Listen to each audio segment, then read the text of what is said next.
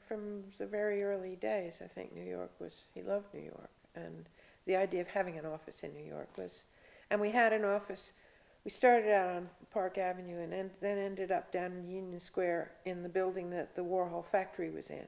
And that was great, you know, because there were these unbelievable people going up and down in the elevators all the time, and everybody had lunch every day at Max's Kansas City, which was the sort of dive across Union Square that all the Warhol people ate in, and everybody was always kind of out of their minds with alcohol or drugs or something, and you know, wearing incredible clothes.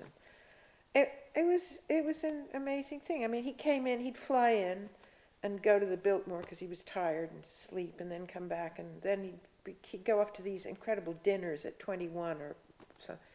And he'd say to, I said to him after one of these dinners, so how was the dinner? And he said, oh God, I think I disgraced myself. Because he'd go to these black tie affairs in his desert boots and his blue shirt and his tie with the fleur-de-lis on, and you know.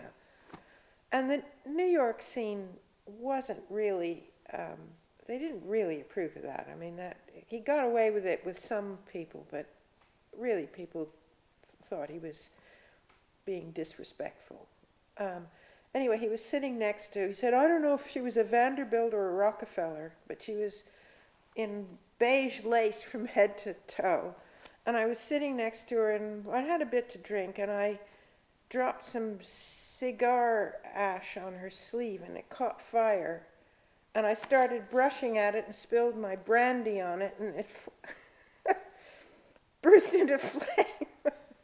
And he thought this was incredibly funny. And the idea of some Vanderbilt or Rockefeller with this drunken, desert-booted Englishman setting her alight with brandy, just.